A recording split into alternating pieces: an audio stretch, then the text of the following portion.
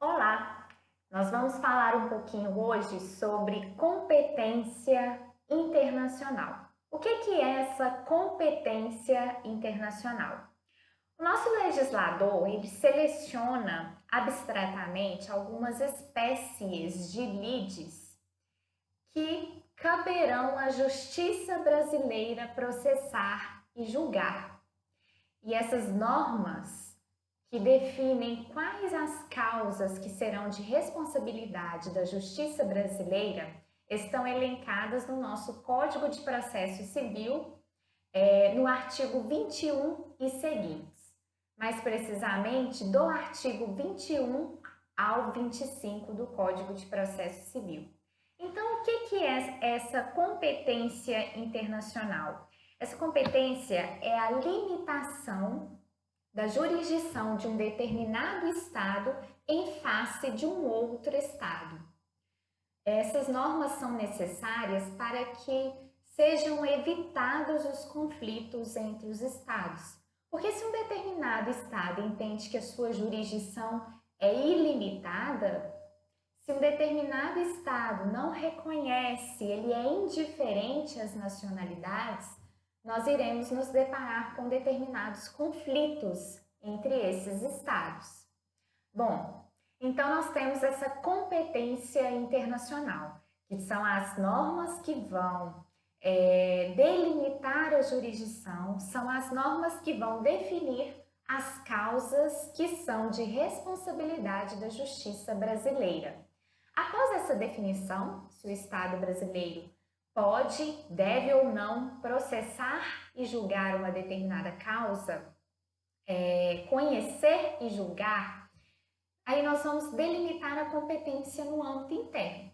Então, nós temos a competência internacional, né, que é verificar se o Estado brasileiro ele pode conhecer e decidir, e após verificada essa questão, nós passaremos para a verificação da competência interna, que seria delimitar, que seria aferir qual o órgão jurisdicional com função de analisar, de decidir aquele caso concreto dentro do nosso território brasileiro.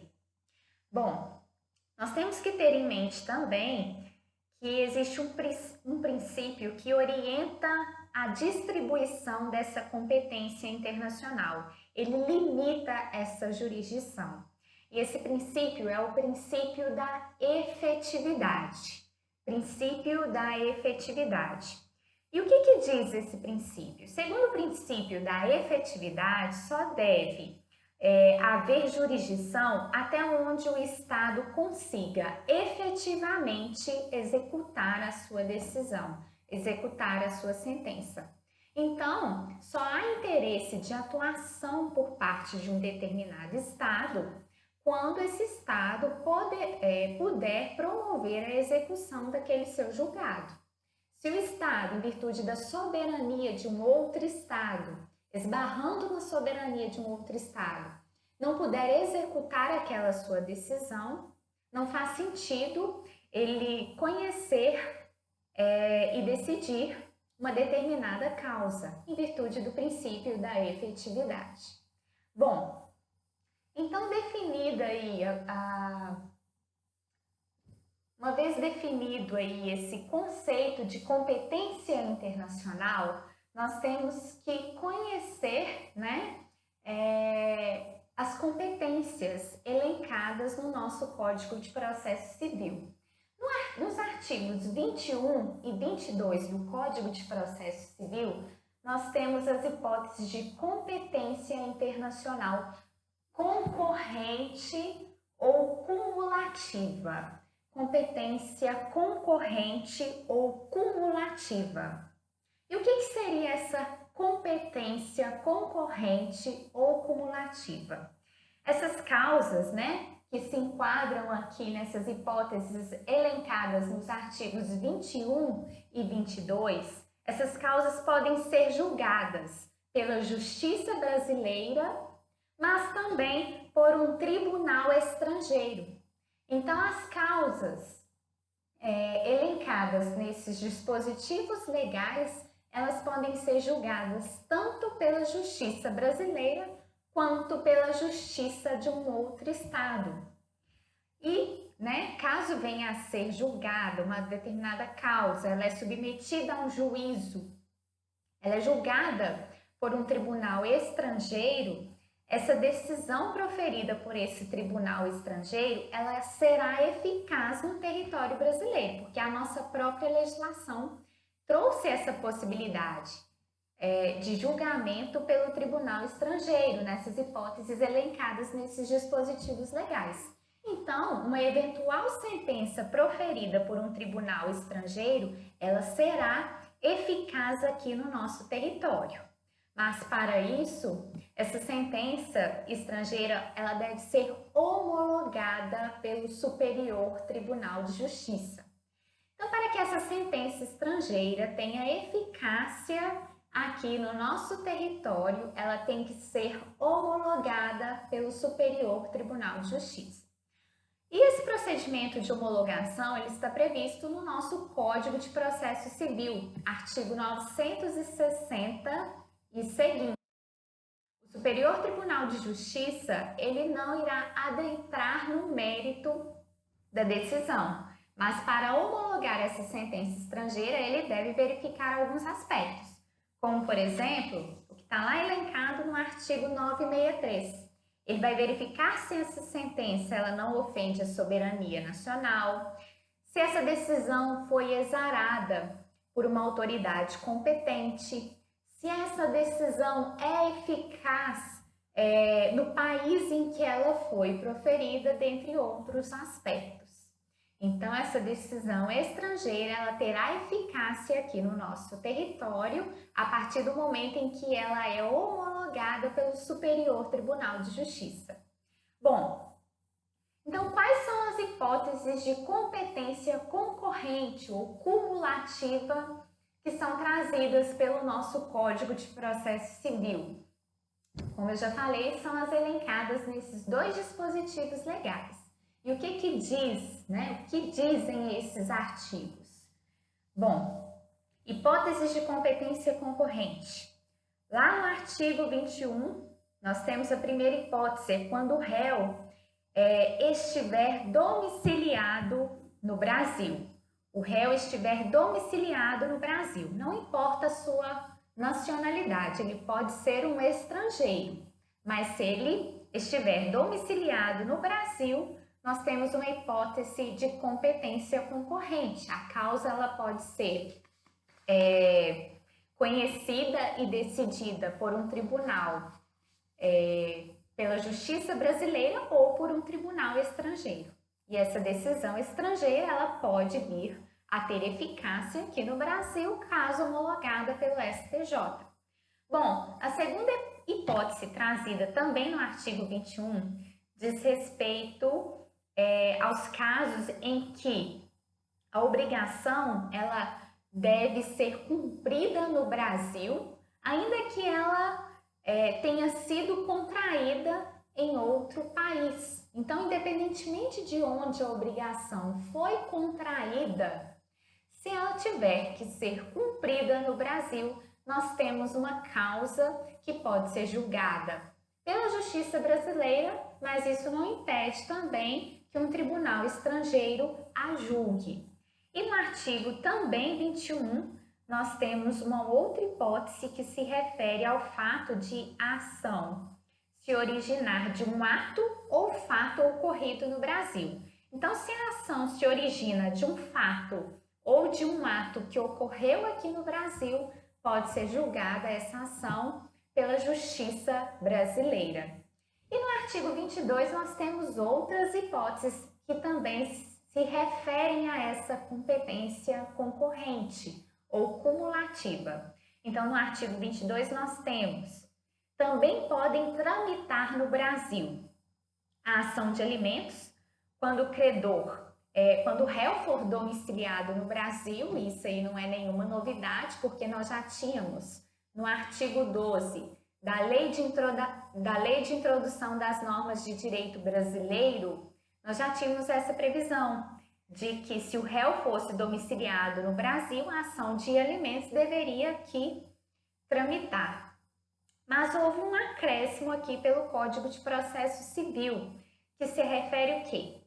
Ainda que o réu ele resida no exterior, mas ele mantenha vínculos pessoais de natureza econômica aqui no Brasil, essa ação pode sim tramitar aqui no Brasil. Então, antes nós tínhamos a regra apenas da residência do réu. Então, o alimentando deveria ajuizar a ação de alimentos aqui apenas se o réu residisse aqui no nosso território, tivesse domicílio ou residência no Brasil. E agora essa norma, tal qual redigida, né, na nossa atual legislação processual, ela ampliou essas hipóteses, porque ainda que o réu agora resida no estrangeiro, mas ele mantenha vínculos de natureza econômica no Brasil, o alimentando poderá aqui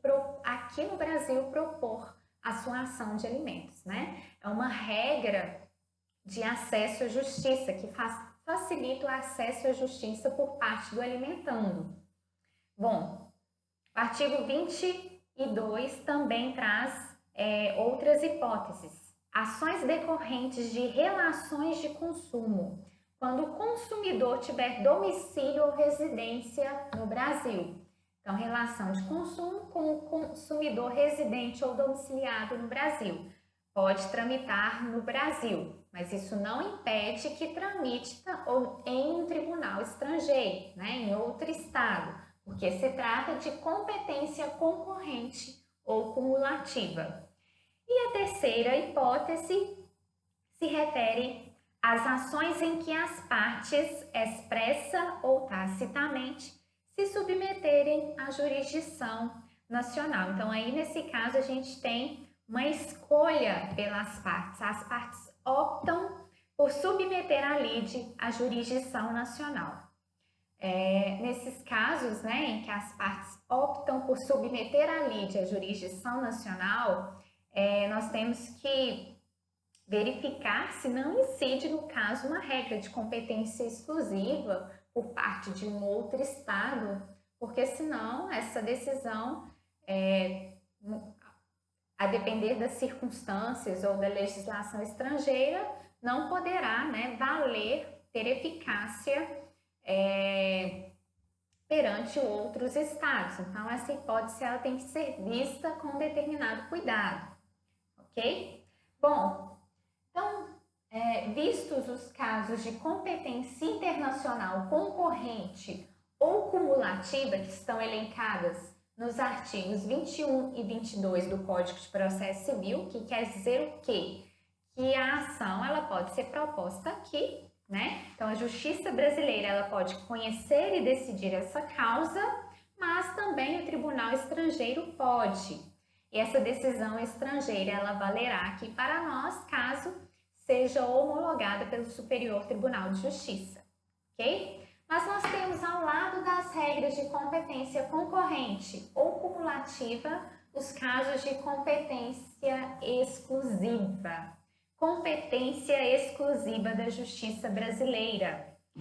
Então, o que acontece aqui nesses casos de competência exclusiva? Essas hipóteses estão elencadas no artigo 23 do Código de Processo Civil. O que acontece numa hipótese de competência exclusiva? A competência dos tribunais brasileiros ela será exclusiva. E se acontecer, né, de um tribunal estrangeiro julgar essa determinada demanda, o que vai acontecer? Não produzirá, essa sentença estrangeira não produzirá qualquer efeito aqui no nosso território nacional. Então, eventual sentença estrangeira proferida num caso que é de competência exclusiva da autoridade brasileira, essa decisão proferida ela não terá qualquer efeito aqui para nós. Então, o STJ não terá como homologar essa decisão estrangeira, essa sentença estrangeira. E quais são esses casos previstos no artigo 23 do Código de Processo Civil? Quais são as hipóteses previstas no artigo 23 do CPC que constituem competência exclusiva da Justiça brasileira? Bom, nós temos lá no artigo 23, no inciso 1, qualquer ação relativa a imóvel situado no Brasil. Um texto bastante amplo. Então, qualquer ação que envolva imóvel situado no Brasil, competência exclusiva da Justiça brasileira. Bom, os outros dois incisos trazem também casos em que a gente tem bens situados no Brasil. São hipóteses fáceis de memorizar, porque sempre a gente terá imóveis situados no Brasil, bens situados no Brasil. Então, o inciso, o primeiro, se refere a ações relativas a imóveis situados no Brasil. E o artigo 23, o inciso segundo aqui, a gente tem o quê? Matéria de sucessão hereditária, casos de confirmação de testamento particular e matéria de sucessão hereditária. Então, quando a gente tem um inventário e partilha de bens que estão situados no Brasil, ainda que o de cujos, ainda que o autor da herança seja estrangeiro, se os bens estão situados no Brasil, a ação de inventário e partilha deve ser proposta aqui no Brasil. Bens situados no Brasil, inventário e partilha devem ser propostos aqui no Brasil, ainda que o autor da herança, ainda que o falecido seja estrangeiro. E aqui no último inciso trazido pelo artigo 23, nós temos também situação, hipótese de bens situados no Brasil. No caso de separação, divórcio judicial ou dissolução de união estável, com partilha de bens, se esses bens estão situados no Brasil, essa ação deverá tramitar na Justiça brasileira. Bom, então nós temos aqui no artigo 23 casos em que a competência é exclusiva da Justiça brasileira. Se um tribunal estrangeiro vier a decidir essa causa, essa decisão ela não produz quaisquer efeitos aqui no nosso território. E não há como o STJ homologar essa sentença estrangeira. Bom, um último tópico que a gente tem para considerar aqui se refere a essa competência concorrente ou cumulativa que a gente já viu e a questão da litispendência.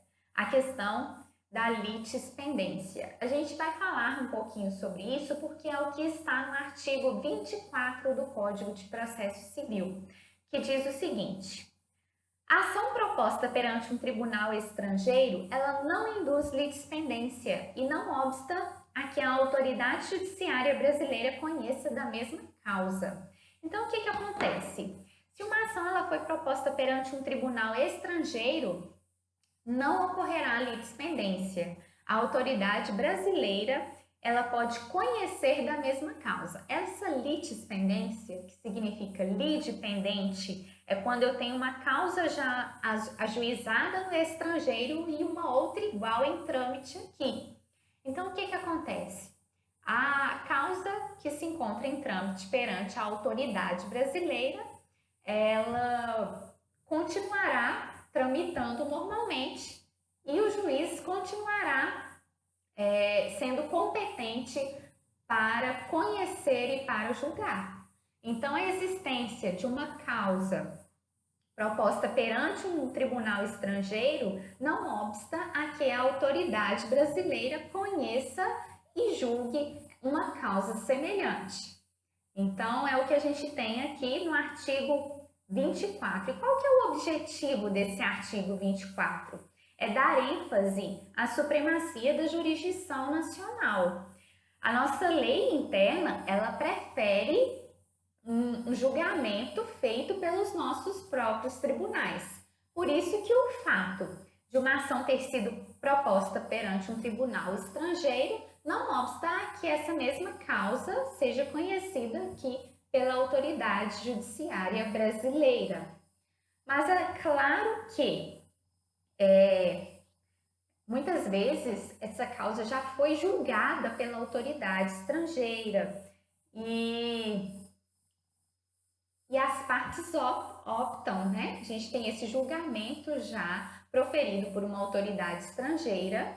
As partes optam por executar essa sentença alienígena proveniente de um outro estado aqui no nosso território, submetem essa sentença ao STJ para homologação e o STJ homologa. Nesse caso, se o STJ já homologou, a gente terá uma coisa julgada com relação a essa sentença estrangeira. Então, se o STJ já homologou a sentença estrangeira, aí a autoridade brasileira ela não poderá conhecer e decidir dessa mesma causa, em virtude de o STJ já ter homologado essa sentença estrangeira. Então, nesse caso, depois de homologada pelo STJ, essa sentença estrangeira terá eficácia aqui no Brasil e esse processo brasileiro, né, se ele chegou a ser ajuizado, ele deverá ser extinto sem resolução do mérito, em virtude da existência da coisa julgada estrangeira. Bom, então, com relação à competência internacional, nós temos que conhecer essas regrinhas trazidas pelo nosso Código de Processo Civil, o artigo 21 até o artigo 25. Então, do artigo 21 ao artigo 25, nós temos essas regras de competência internacional que precisam ser conhecidas por nós, né? Porque essas regras, elas trazem aí as normas que vão definir as causas que a justiça brasileira deverá conhecer e decidir. Então, é de uma grande importância, né, que essas regras sejam conhecidas. A leitura desses dispositivos legais, artigo 21, 22, 23, 24 e 25, a leitura é obrigatória. Então, com relação à competência internacional, era isso que a gente tinha para estudar, para tratar, e muito obrigada!